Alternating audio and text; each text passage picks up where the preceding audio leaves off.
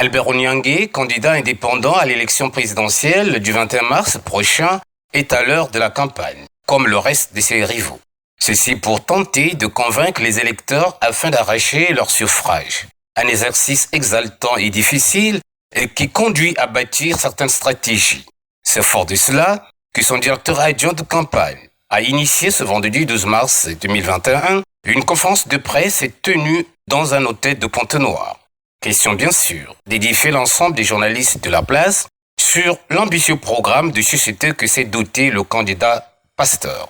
Le conférencier Ndingi Ndumvu a donc eu plusieurs arguments de vente pour faire persuader ses praticiens de l'information de ce que le programme de 48 chantiers proposé par le candidat Albert Onyangue vise à transformer le Congo et redonner aux Congolais leur dignité. Le candidat Albert Onyangue, il est opposant, indépendant ou bien? Nous savons que c'est le pasteur Onyangue, c'est aussi le colonel Onyangue. Quels sont les moyens qu'il compte mettre en place pour imposer cette transparence au niveau de l'État? La religion a ses réalités, la politique autant. Est-ce qu'après cela, c'est désormais le candidat Onyangue, le colonel Onyangue, le révérend Onyangue, qui va consacrer sa vie à la politique et qu'une année après, je pense que c'est le cas, on le retrouvera peut-être en tête de liste, sinon en train de vouloir avoir des candidats aux législatives, sinon créer même un parti politique. Comment expliquez-vous le fait que brutalement, le candidat pense qu'il peut changer les choses, qu'il pense des choses qu'il pense être vraiment invraisemblables pour lui et peut-être semblables pour les autres?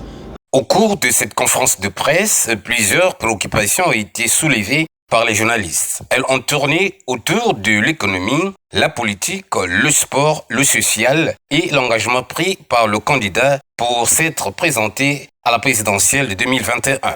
Sans langue de bois, le directeur de campagne adjoint a donné des approches de solutions. Le pasteur Albert Onyangue, jusqu'au 1er février, n'a jamais fait de la politique. Donc, il n'est pas d'abord déjà l'opposition. Il se présente aujourd'hui en tant que candidat à la présidence comme candidat indépendant. Le mérite pour M. Onyangue commencera par la qualité des hommes qui rentreront à l'administration publique. Mais quand on parle d'imposition, en réalité, ce n'est pas imposer, c'est venir impulser cette nouvelle dynamique, mais par le dialogue social. Ça ne sert pas seulement de demander aux gens de devenir meilleurs, ça ne sert pas de dire aux gens de devenir transparents. Il faut d'abord rechercher les causes des problèmes pour lesquels nous sommes arrivés à ce niveau. Qu'est-ce qui fait qu'il est différent des autres? C'est son parcours d'abord. Parce qu'aucun candidat aussi ne peut démontrer qu'il fait quelque chose demain. Donc, ce que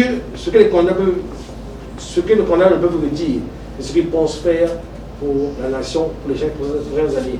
Mais ce qui leur différencie, c'est qui ils sont d'abord, qu'est-ce qu'ils ont fait de leur vie et comment ils se sont comportés durant leur vie.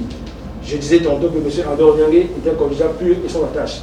C'est-à-dire sur des questions de la situation actuelle dans laquelle se trouve notre pays, il n'a pas participé à cette dégradation générale. Mais par ses qualités d'homme d'État, parce qu'il a servi au plus haut niveau de chef d'État comme de notre pays, il a, par ses mérites scolaires, major de la promotion à l'école supérieure de l'armée, avec en bonus un diplôme de génie civil, par sa culture de se lever par l'effort. Ce sont là les raisons pour lesquelles on doit l'avoir de faire confiance par rapport aux autres candidats. Ancien officier supérieur de l'armée congolaise et pasteur évangélique, 67 ans, Albert Onyangue veut à tout prix saisir sa chance pour diriger le Congo-Brazzaville autrement. Ensemble, tout est possible.